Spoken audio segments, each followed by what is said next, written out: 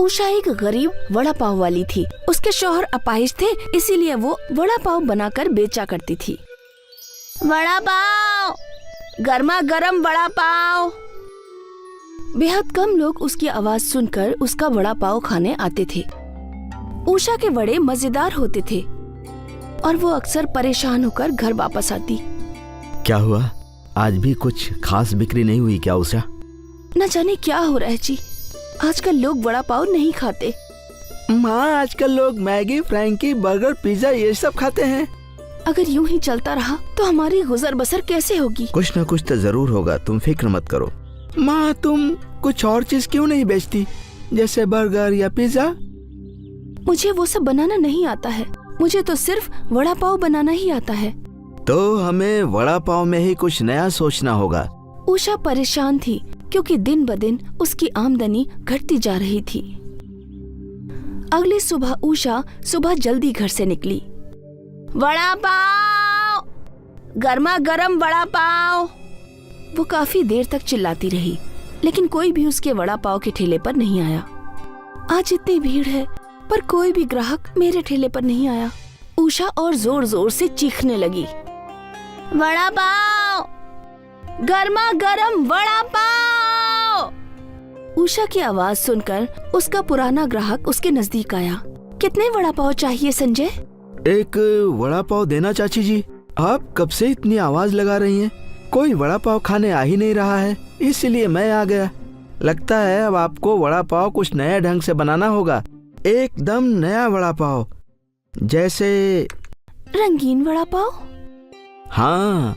पर क्या ऐसा रंग बिरंगे वड़ा पाव बिकते हैं? हाँ, जरूर बिकेंगे। आजकल के लोगों को अजीब और अलग चीजें ही पसंद आती हैं। तो ठीक है, हम कोशिश करते हैं। ठेला बंद करने के बाद उषा ने बाजार से फूड कलर ले लिया।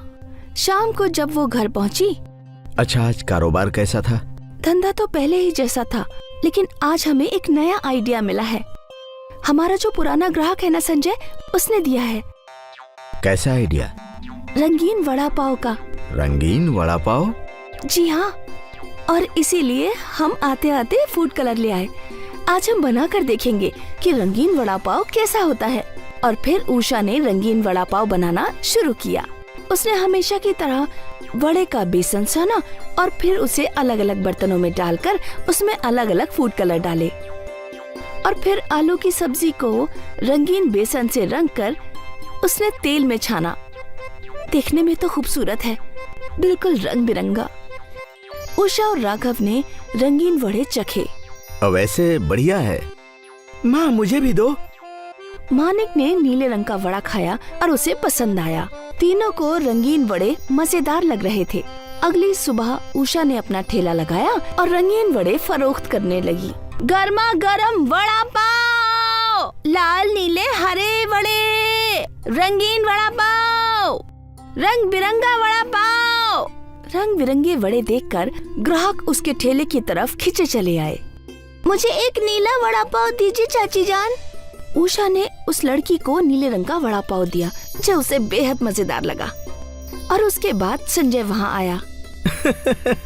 अरे सच में आपने तो रंगीन वड़े बना दिए। हाँ, आपने ही तो आइडिया दिया था और देखिए सबको बहुत पसंद आ रहा है। तो इसी बात पर मेरे लिए भी एक रंगीन वड़ा पाव बनाइए।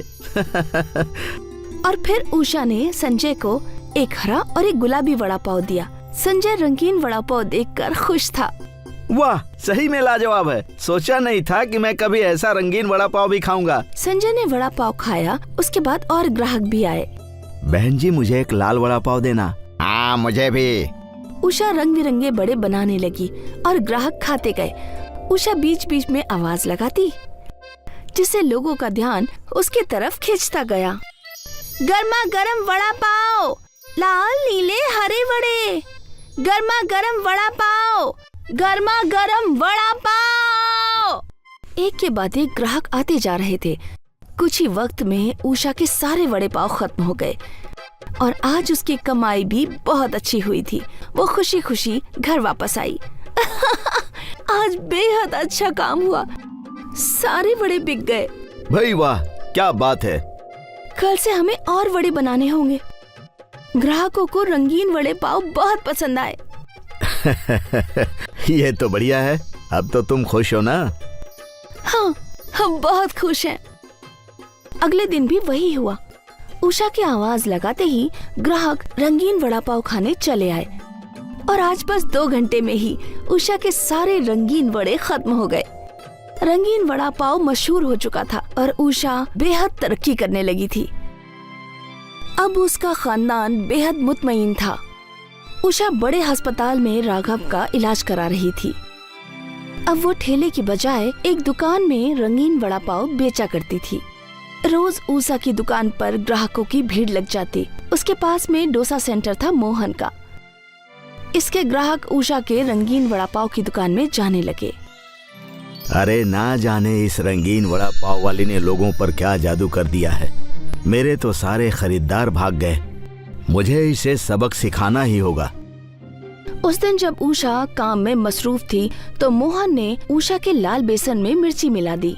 अभी देखता हूँ लोग तेरा रंगीन वड़ा पाव कैसे पसंद करते हैं। और फिर मोहन अपनी दुकान में वापस चला गया। उषा इस बात से अनजान थी। उसने हमेशा की तरह वड़े बनाना शुरू किया और अपने ग्राहकों को दिया। वाह दीदी वाह, ये तो बहुत अलग है। मस्त, तीखा, लाल, लाजवाब है, एकदम लजीज है। ये सुनकर उषा ने अपने वड़े का आटा चखा। वो समझ चुकी थी कि लाल रंग में मिर्ची मिली है।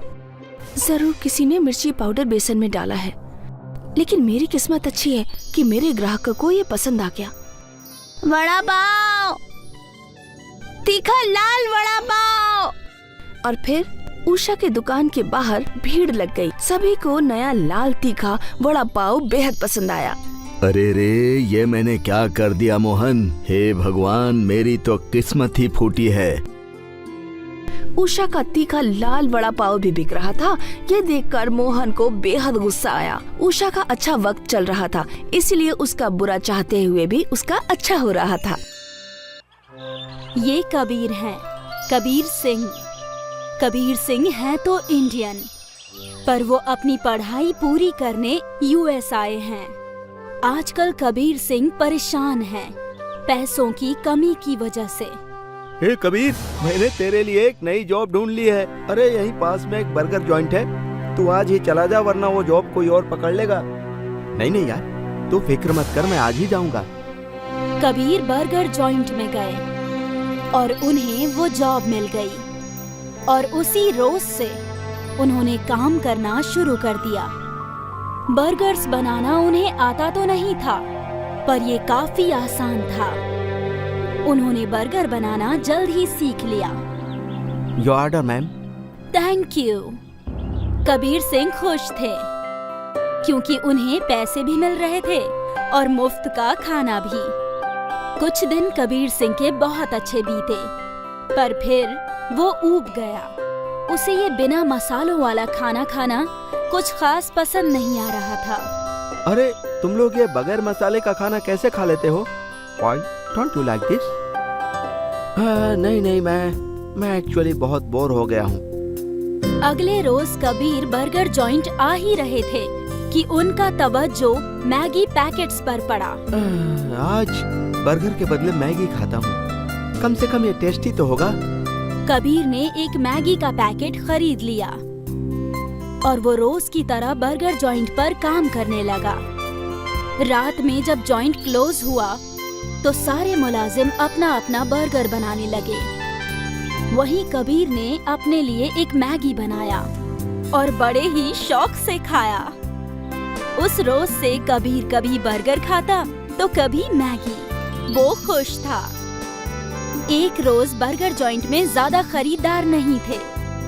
कबीर फ्री थे तो उन्होंने सोचा कि वो कुछ नया बनाए। उन्होंने अपने बैग में से मैगी नूडल्स निकाले। Today again Maggi? What's happened to you Kabir? अरे नहीं जी, आज मैं कुछ और बनाऊंगा। कबीर ने बर्गर से बन काटे और मैगी बनाई और फिर मैगी को बर्गर के पैटी मेकर मशीन में डाल दिया। उससे मैगी की पैटी बन गई। अरे ये तो बिल्कुल गोल है जी। जी वाह, क्या बात है। कबीर खुश हो गए। उन्होंने एक और मैगी की पैटी बनाई। Wow, this dish looks delicious. Even I want one. Kabir और उन फॉरेनर ने मिलकर मैगी का बर्गर बनाया और फिर खाने लगे। दोनों को वो बर्गर बहुत पसंद आया। Kabir, this is awesome. I want one more. Kabir ने एक एक और मैगी बर्गर बनाए। दोनों ने बड़े ही शौक से खाए। आज कबीर खुश थे। उन्होंने कुछ नया बनाया। कुछ रोज गुजर गए और फिर बर्गर जॉइंट के मालिक कबीर के पास आए। उन्होंने मैगी बर्गर की तारीफ सुनी थी और उन्हें भी मैगी बर्गर खाना था। कबीर ने उनके लिए भी मैगी बर्गर बनाए। This is good. Add this to the menu. I'll give you 10% commission. Well done, boy. ये सुनकर कबीर खुश हो गया। उनका मैगी बर्गर उस बड़े जॉइंट के मेन्यू में ऐड हो रहा था और तो और उन्हें 10% कमीशन भी मिल रहा था। अब तो मेरी पढ़ाई बहुत आसानी से हो जाएगी और मुझे पैसों के बारे में सोचने की जरूरत भी नहीं पड़ेगी। अगले कुछ महीने तक कबीर बर्गर जॉइंट पर काम करता रहा और उसे तनख्वाह के साथ साथ कमीशन भी मिल रहा था। फिर कबीर ग्रेजुएट हो गए। उनकी पढ़ाई खत्म हुई और वो पंजाब वापस आ गए। यहाँ उन्हें बड़े होटल में मुलाजमत मिल गई। कुछ सालों तक कबीर खुश थे, लेकिन उन्हें अपना कुछ रोजगार करना था। एक रोज कबीर ऐसे ही कुछ सोच रहे थे। ओए की गल्ले पुत्र, किस ख्याल में डूबा है? हाँ? कुछ नहीं पापा जी, मेरी नौकरी तो अच्छी है, मगर पता नहीं मैं खुश क्यों नहीं हूँ। मैं अपना कुछ करना चाहता हूँ। अरे तो इसमें मायूस होने की क्या बात है? तू अपना खुद का होटल खोल लेना। हाँ पापा जी, मगर समझ में नहीं आ रहा है क्या करूँ। इतनी अच्छी नौकरी है और तनख्वाह भी अच्छी है। देख पुत्र, इंसान को वही काम करना चाहिए जिसमें उसका मन लगे। हाँ पापा जी ठीक कह रहे हैं। तो मेरा मन तो बस मैगी बर्गर बनाने में लगता था। अरे तो बेटा जी सोच क्यों रहा है? मैगी बर्गर बनाना ही शुरू कर दे। वो तो ठीक है, मगर कमाई नहीं हुई तो? अरे पुत्र, अगर ऐसे ही सोचता रहा ना तो मेरी उम्र होने के बाद पछताएगा कि पहले शुरू क्यों नहीं किया। अभी भी तेरे पास वक्त है। नौकरी का क्या है, वो तो वापस मिल जाएगी। हाँ ठीक है पापा जी। कबीर के अब्बा जान ने उनकी हौसला अफजाई की। अभी भी कबीर इख्तिलाफ कर रहे थे क्योंकि वो एक बड़े होटल में मुलाजमत करते थे जहां उनकी कमाई अच्छी थी, लेकिन अब उन्हें सब कुछ शुरुआत से शुरू करनी थी। खैर, उन्होंने एक भीड़ भाड़ वाले इलाके में एक दुकान किराए पर ले ली और यहाँ अपना मैगी बर्गर का कारोबार शुरू किया। ये कैसा बर्गर है? ये दरअसल मैगी का बर्गर है जो बहुत ही जायकेदार होता है जी। एक बार खाकर तो देखिए। ठीक है जी, खिलाइए। पहले कुछ रोज तक कबीर की दुकान कुछ खास नहीं चली, लेकिन फिर आहिस्ते आहिस्ते उनकी दुकान चल पड़ी। कॉलेज के बच्चे मैगी बर्गर खाने के लिए दूर दूर से आते। कबीर ने स्टाफ बढ़ा दिया और मैगी बर्गर में वैरायटीज डाली। चीज Maggi burger, Schezwan Maggi burger. फिर तो मानो कबीर की स्टॉल यंगस्टर्स का फेवरेट फूड जॉइंट बन गया। 6 महीने में कबीर ने एक और ब्रांच खोल दी और अगले 1 साल में 3 और नई ब्रांचेस। कबीर का मैगी बर्गर कमाल कर रहा था। कबीर ने अपने पूरे खानदान को काम पर लगा दिया।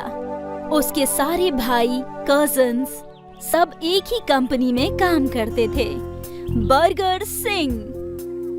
महज 6 सालों में कबीर की बर्गर सिंह एक बहुत बड़ा फूड चेन बन गया।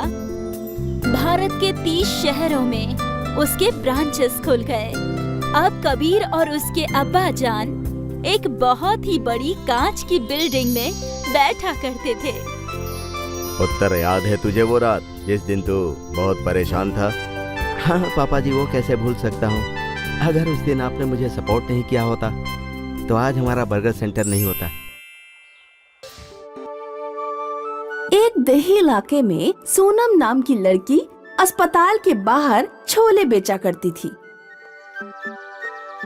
गर्मा गर्म छोले ले लो। चना जोर गरम बाबू, मैं लाई मजेदार चना जोर गरम। इसमें डाला है गरम मसाला, इसे खाएगा दिल वाला। ले लो चना जोर गरम ले लो। सोनम के छोले खूब बिका करते थे। दवाखाने के मरीज जब ठीक होकर बाहर आते तो वो एक बार सोनम के छोले जरूर नौश फरमाते। और दवाखाने के बाहर पिंकी नाम की लड़की भी आती थी पापड़ लेकर। उसके पापड़ कम बिका करते थे, इसीलिए वो सोनम से बहुत हसद रखती थी। गर्मा गर्म छोले, सड़े बुरे छोले, पता नहीं कितने दिन बासी पुराने छोले उठाकर लाती है ये सोनम सड़ियल। मेरे छोले तेरे गंदे सड़े बासी पापड़ से तो अच्छे ही हैं। सच बता, कितने दिनों से नहीं नहाई है तू? सोनम शाम को लौटकर अपनी ज़ईफ माँ की खिदमत किया करती थी और उसे दिन भर की गुफ्तगू भी सुनाती। अम्मी जान, एक अमीर शख्स ने मुझे 100 रुपए तोहफे में दिए। ये क्या होता है? जब कोई खुश होकर ज्यादा पैसे देता है तो उसे ही तोहफा कहते हैं।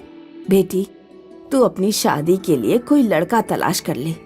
मैं तो कहीं उठकर जा भी नहीं सकती। पहले तुम पूरी तरह से ठीक तो हो जाओ, तब मैं अपनी शादी कर लूंगी।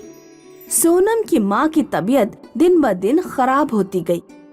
एक रोज उसे अपनी माँ को लेकर दवाखाने जाना पड़ा। पिंकी ये देखकर बेहद खुश हुई। सोनम की माँ दवाखाने में है, वो अब छोले बेचने नहीं आ पाएगी। तब तक मैं छोले का कारोबार जमा लेती हूँ। इतना अच्छा मौका फिर नहीं मिलेगा। पिंकी ने पापड़ बेलना छोड़ दिया और छोले का कारोबार किया, लेकिन पिंकी के छोले लोगों को पसंद ही नहीं आए और पापड़ की तरह उसके छोले भी बहुत कम बिके। उधर सोनम की माँ की तबीयत ठीक हो गई और वो दोबारा छोले बेचने आ गई। सोनम के वापस आते ही उसके पास खरीदारों की मजलिस हुई। मैंने छोले बेचे तो किसी को पसंद नहीं आए, और इस मरियल के छोले को देखो, लोग कैसे लबालब नौश फरमा रहे हैं। इसे और इसके कारोबारी लोगों को मजा चखाना होगा। पिंकी चुपके चुपके सोनम पर नजर रखने लगी।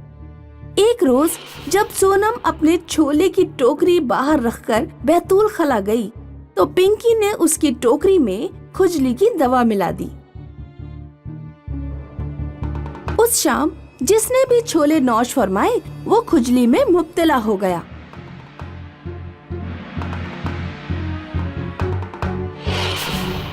लोग सोनम को दवाखाने के सामने से भगा देते हैं। पिंकी ये सब देखकर बेइंतहा खुश होती है। अब आया ना मजा। सोनमपुर मीरपुर जाने वाली राह पर बैठकर रोने लगी। अब मैं अपनी माँ का इलाज कैसे कर पाऊंगी? सोनम के पास एक ज़ईफ औरत खाना मांगने आई। बेटी, अपनी टोकरी के कुछ छोले मुझे भी दे दो, बहुत भूख लगी है। अम्मा, ये छोले मत खाओ, इसमें किसी ने कुछ मिला दिया है। मेरे पास 100 रुपए हैं, चाहो तो ये ले जाओ, कहीं से खाना खरीद कर खा लेना। सोनम ने जिस ज़ईफा को अपना 100 का नोट दिया था, उस ज़ईफा ने छोलों की टोकरी पर हाथ रखा। कुछ मोजिज़ा हुआ, फिर वो ज़ईफा चली गई। सोनम खुजली वाले छोले लेकर घर पहुंची। उसने ये वाकया अपनी माँ को बताया। ला, एक चम्मच छोले खाकर मैं देखती हूँ, पता चल जाएगा कि इससे खुजली हो रही है या नहीं। माँ ने एक चम्मच छोले नौश किए। छोले खाते ही सोनम की माँ एकदम अच्छी हो गई। मेरी दुख्तर, मैं बहुत अच्छा महसूस कर रही हूँ और मुझे कहीं खुजली भी नहीं हो रही। लगता है तुम्हें कोई गलतफहमी हुई होगी। तुम इन्हीं छोलों को दोबारा फरोख्त करने जाना।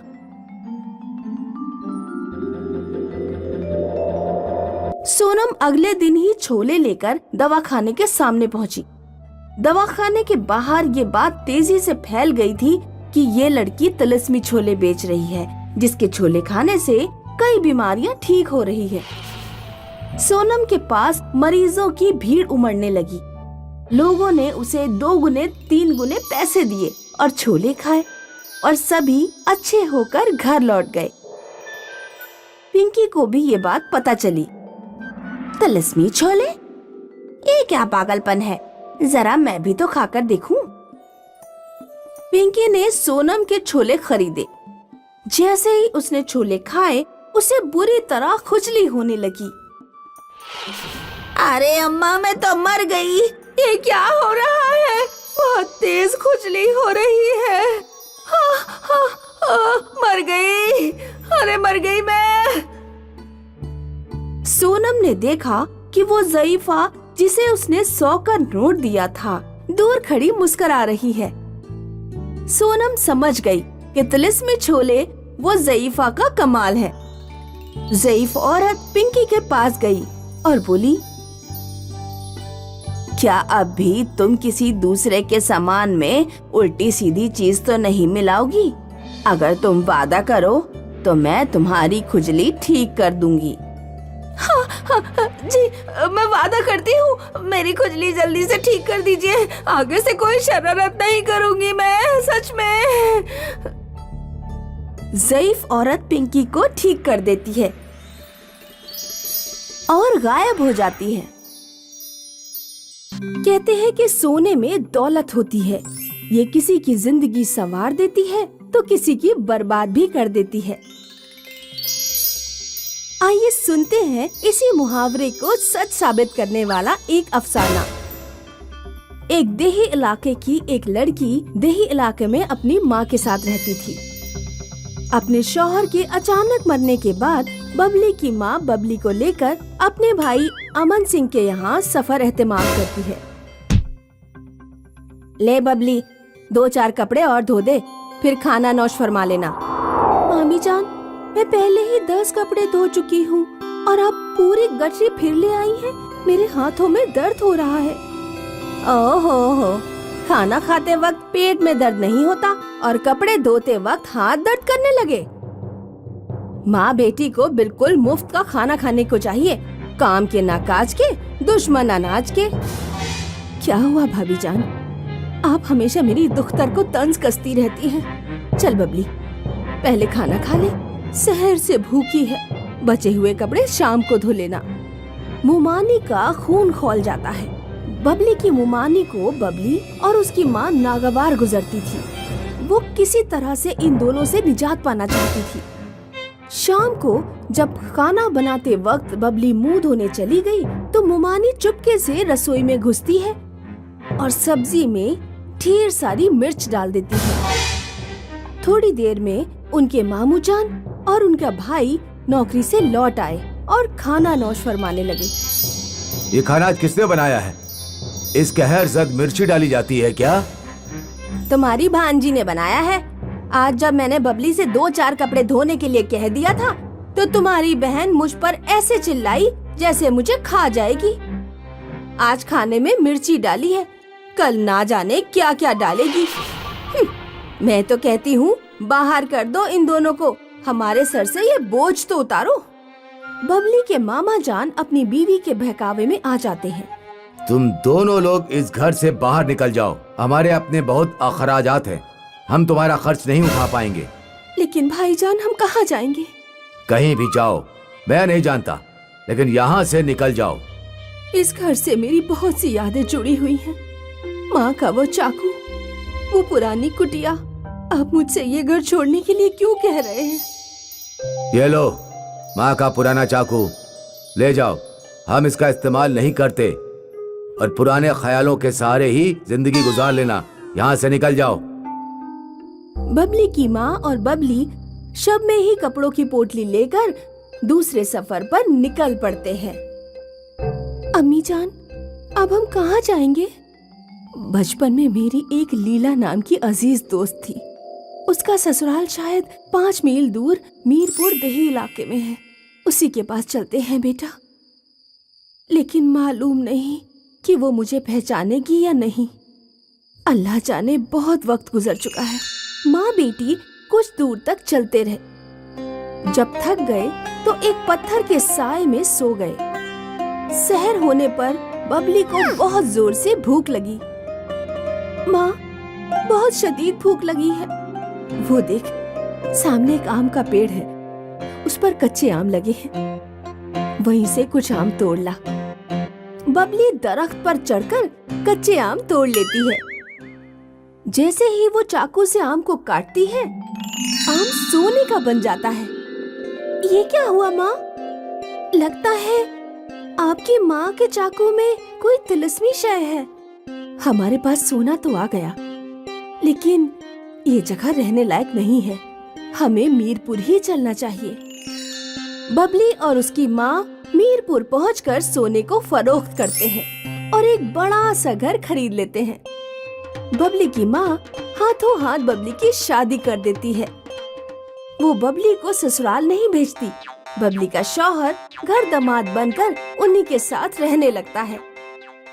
एक दिन जब बबली की अजीज दोस्त लीला अपने मायके गई, तो उसने देही इलाके के लोगों को बबली और उसकी माँ के बारे में जिक्र किया। बबली की उमानी लीला की बातें सुनकर हैरान हो गई। उस रात अमन सिंह घर लौटा तो वो उनसे बोली, सुना है आपने जो अपनी बहन को चाकू दिया था, वो कोई तिलिस्मी चाकू है। उससे कोई भी चीज काटिए वो सोने में तब्दील हो जाती है। किस्मत ही खराब है हमारी, इतना कीमती चाकू आपने उनको दे दिया। तुम बेफिक्र रहो, मैं उस चाकू को किसी बहाने से अपने घर ले आऊंगा। अमन सिंह माँ के चाकू की तरह एक चाकू तकमील करवाता है। वो एक चूहा अपने साथ लेता है और एक दिन बबली के घर पहुँच जाता है। बबली की माँ उस दिन घर पर तन्हा थी। सलाम अलैकुम आपा, मैंने तुम्हारे साथ जो कुछ भी किया मैं उसके लिए माफी चाहता हूँ। कोई बात नहीं भाईजान, अब हम अपनी जिंदगी में खुशहाल हैं। अमन सिंह ने देखा कि तिलिस्मी चाकू पास की मेज पर ही रखा है। वो अचानक ही अपनी जेब से चूहा निकाल देता है। इतने में ही अमन सिंह चाकू को बदल देता है। अरे अरे अरे, मुझे माफ करना, पता नहीं चूहा मेरी जेब में कहाँ से आ गया, शायद रास्ते में घुस गया होगा। अच्छा आपा, अब मैं चलता हूँ। इस तरह फरेब से अमन सिंह तिलिस्मी चाकू को लेकर अपने घर पहुँचता है।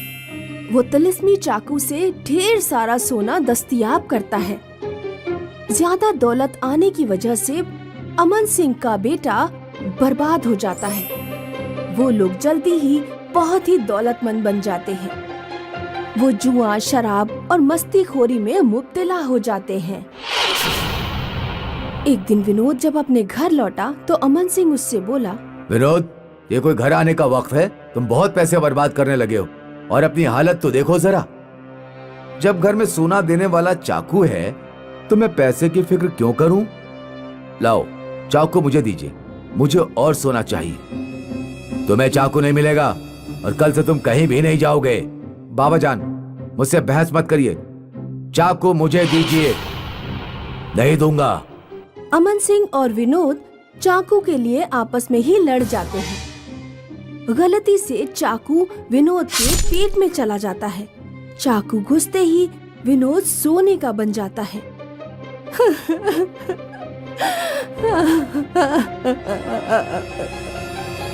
या अल्लाह, ये क्या हो गया? मेरी जिस्त बर्बाद हो गई। मैंने चाकू से अपनी किस्मत फोड़ ली। मेरी इकलौती औलाद मेरे हाथ से चली गई। अब ये दौलत मेरे किस काम की है? नागपुर कस्बे में पिंकी नाम की लड़की अपनी अम्मी के साथ रहती थी। वो कस्बे में एक मदरसे के बाहर बर्गर कचौड़ी बेचा करती थी। गर्मा गर्म कचौड़ी बर्गर ले लो, जो एक बार खाएगा वो खाता ही रह जाएगा। आओ आओ, गर्मा गर्म कचौड़ी बर्गर ले लो। मदरसे की छुट्टी के बाद सारे बच्चे उसके ठेले के पास आकर गरम गरम कचौड़ी बर्गर खा रहे थे। पिंकी, जरा मुझे एक प्लेट कचौड़ी बर्गर दे दो। ऐसे ही सारे बच्चे कचौड़ी बर्गर बड़े ही मजे से खाते थे। इतना ही नहीं, उस कस्बे के लोग भी वो कचौड़ी बर्गर खाने आया करते थे। पिंकी बेटा, ले जाने के लिए कचौड़ी बर्गर पैक कर दो। पिंकी बेटा, मुझे 2 प्लेट कचौड़ी बर्गर देना। तुम्हारे हाथों के कचौड़ी बर्गर देखकर मेरे मुंह में तो पानी आ जाता है। शुक्रिया काका। मदरसे के बाहर रेखा और उसकी बहन शिखा भी कचौड़ी बर्गर बेचा करती थी। उनकी बिक्री बहुत कम होती थी। ये सब देखकर रेखा और शिखा बेहद जला करती थी। जरा इसके ठेले पर तो देखो कैसी भीड़ लगी है। सारे के सारे लोग उसी के ठेले पर जाते हैं। हाँ दीदी, सुबह से आज हमारी दुकान में कोई कचौड़ी खरीदने नहीं आया। अपनी दुकान चलाने के लिए कुछ न कुछ तो करना ही पड़ेगा। पिंकी कचौड़ी बर्गर बेचकर घर वापस आती थी और अपनी बीमार अम्मी का ख्याल रखती थी। जानती है अम्मी, आज मेरे हाथ की कचौड़ी बर्गर खाकर लोगों ने बेहद तारीफ की और मेरे सारे कचौड़ी बर्गर बिक गए। ये तो बेहद अच्छी बात है। मैं मालिक से दुआ करूंगी कि तुम्हारी दुकान ऐसे ही चलती रहे। कुछ ही दिनों बाद उसकी अम्मी की तबीयत बिगड़ जाती है और पिंकी उन्हें सरकारी दवाखाना में ले जाकर उनका इलाज करवाती है, जिसकी वजह से वो कचौड़ी बर्गर की दुकान नहीं लगा पाती। उधर रेखा इस बात का फायदा उठाकर लोगों को अपने दुकान की तरफ बुलाती है। आओ आओ, मेरे कचौड़ी बर्गर एक बार खाओगे तो बार बार खाओगे। रेखा दीदी, कचौड़ी बर्गर दे दो मुझे 1 प्लेट। अभी देती हूँ, जरा रुक जा। उसके हाथ के कचौड़ी बर्गर खाकर बच्चे बोलते हैं, ये कैसी कचौड़ी बर्गर बनाई है? ऐसी कचौड़ी बर्गर खा के तो हमारा पेट ही खराब हो जाएगा। तुम पिंकी दीदी के जैसे कचौड़ी बर्गर नहीं बना सकती। रेखा के हाथ के कचौड़ी बर्गर किसी को पसंद नहीं आए। उधर पिंकी की अम्मी ठीक होकर घर वापस आ जाती हैं और पिंकी दूसरे ही दिन कचौड़ी बर्गर बेचने वहाँ वापस जाती है। गर्मा गर्म कचौड़ी बर्गर ले लो। बच्चे पिंकी को देखकर दौड़े चले आते हैं। दीदी, तुम्हारे हाथ की कचौड़ी बर्गर खाए बिना हमको अच्छा नहीं लग रहा था। चलो चलो, अब जल्दी से कचौड़ी बर्गर दे दो। देखते ही देखते वहाँ के सारे कस्बे वाले और सारे बच्चे वहाँ कचौड़ी बर्गर खाने आ जाते हैं, जिसे देखकर रेखा कहती है, जरा देखो तो सही, मेरे हाथ की कचौड़ी बर्गर किसी ने नहीं खाए। और ये पिंकी के आते ही उसके ठेले पर ऐसी भीड़ लग गई। इसे तो मजा चखाना ही होगा। रेखा पिंकी को मजा चखाने के लिए एक प्लान बनाती है और वो मौका देखते ही पिंकी के कचौड़ी बर्गर में दवा मिला देती है, जिससे लोगों के पेट में दर्द होने लगता है। अरे ये क्या? पिंकी की कचौड़ी बर्गर खाकर तो मेरे पेट में दर्द हो रहा है। अरे हाँ, आपने सही कहा, मेरे भी पेट में दर्द होना शुरू हो गया है। अब तो इसको यहाँ से भागना ही होगा। हाँ, भगाना ही होगा। इसकी कचौड़ी बर्गर खाकर बच्चों की तबीयत खराब हो गई तो। पिंकी को कस्बे के लोग वहाँ से भगा देते हैं और पिंकी रोते रोते अपने ठेले को लेकर वहाँ से चली जाती है। ये सब देखकर रेखा बेहद खुश हो जाती है। अब आया ना ऊंट पहाड़ के नीचे, बड़ी आई थी कचौड़ी बर्गर बेचने वाली। पिंकी एक दरख्त के नीचे बैठकर रोने लगती है। अब मैं अपनी अम्मी का इलाज कैसे कराऊंगी? मेरा कचौड़ी बर्गर तो कोई लेगा ही नहीं। ऐसा इस कचौड़ी बर्गर में मैंने क्या डाल दिया? एक बाबा पिंकी के ठेले को देखकर पिंकी के करीब आते हैं। बेटा, मुझे कचौड़ी बर्गर दे दो, मुझे बहुत भूख लगी है। नहीं काका, ये कचौड़ी बर्गर मैं आपको नहीं दे सकती। इस कचौड़ी बर्गर में किसी ने कुछ मिला दिया है। क्या करूं बेटा, मुझे बहुत जोरों की भूख लगी है। मैंने ये ठेला देखा तो तुम्हारे करीब आ गया। नहीं काका, ये कचौड़ी बर्गर आप मत खाइए। मेरे पास 50 रुपए है, ये लीजिए, आप कहीं और जाकर कुछ और खा लीजिए। उस बाबा को पिंकी का रवैया बेहद अच्छा लगता है और वो बाबा उस कचौड़ी बर्गर को देखकर अपना हाथ उठाता है, जिसमें से कोई रोशनी निकलती है और वो जादू करके वहाँ से चला जाता है। ये बात पिंकी को पता ही नहीं चलती और वो घर जाकर अपनी अम्मी से कहती है, अम्मी, आज मैं कचौड़ी बर्गर नहीं बेच पाई। मेरी कचौड़ी बर्गर में कुछ मिलावट हो गई है, जिसकी वजह से लोगों के पेट खराब होते जा रहे हैं, इसलिए मुझे वहाँ से भगा दिया गया। क्या कचौड़ी बर्गर में मिलावट? तुम मुझे जरा खिला तो मैं भी तो देखूं इस कचौड़ी बर्गर में क्या मिलावट है। पिंकी वो कचौड़ी बर्गर अपनी अम्मी को लाकर देती है। जैसे ही वो कचौड़ी बर्गर उसकी अम्मी खाती है, उनकी तबीयत ठीक होने लगती है। देखो, मुझे तो कुछ भी नहीं हुआ, ना मुझे पेट में दर्द हुआ, ना ही मेरी तबीयत बिगड़ी। क्या अम्मी, तुम सच कह रही हो? ये सब देखकर पिंकी दूसरे ही दिन अपनी कचौड़ी बर्गर बेचने वहाँ वापस जाती है। पिंकी, जरा कचौड़ी बर्गर दे दो, ठीक है, अभी देती हूँ। वो आदमी जैसे ही कचौड़ी बर्गर खाता है, उसके पेट दर्द की बीमारी ठीक हो जाती है और वो आदमी पिंकी से कहता है, अरे ये क्या पिंकी बेटा, तुम्हारे कचौड़ी बर्गर खाकर तो मेरे पेट का दर्द ठीक हो गया। ये बात कस्बे में फैल जाती है कि पिंकी के पास जादुई कचौड़ी है जिसे खाकर सभी की बीमारी दूर हो जाती है। और ये सुनकर सारे लोग पिंकी के पास आकर कचौड़ी मांगते हैं। पिंकी पिंकी, मुझे भी कचौड़ी बर्गर खिला दो। तुम्हारा कचौड़ी बर्गर खाकर मेरा कमर दर्द ठीक हो जाएगा। ये सब देखकर रेखा सोचती है, मैं भी जरा ये कचौड़ी बर्गर खा के देखूं तो मेरी भी कुछ बीमारी ठीक हो जाए। जरा मुझे भी कचौड़ी बर्गर खिला दो। रेखा कचौड़ी बर्गर जैसे ही खाती है, उसके पेट में जोरों से दर्द होने लगता है। वो समझ जाती है कि उसने गलत किया, इसलिए उसके साथ उल्टा हो गया। सारे लोग कचौड़ी बर्गर खाकर बीमारी से छुटकारा पा लेते हैं। ये बात पिंकी को समझ में नहीं आती। अगले दिन बाबा पिंकी के पास फिर से आते हैं। पिंकी बेटा, मुझे 50 के कचौड़ी बर्गर दे दो। अरे बाबा, आप तो वही हो ना जो उस दिन मेरा कचौड़ी बर्गर खाना चाहते थे और कचौड़ी बर्गर खराब होने की वजह से मैंने आपको मना कर दिया था। हाँ पिंकी, मैं वही हूँ। इतना कहते ही वो बाबा एक परी के रूप में आ जाते हैं। अरे ये क्या, आप परी बन गई? आप कौन हैं? हाँ पिंकी, मैं बाबा नहीं, मैं एक परी हूँ।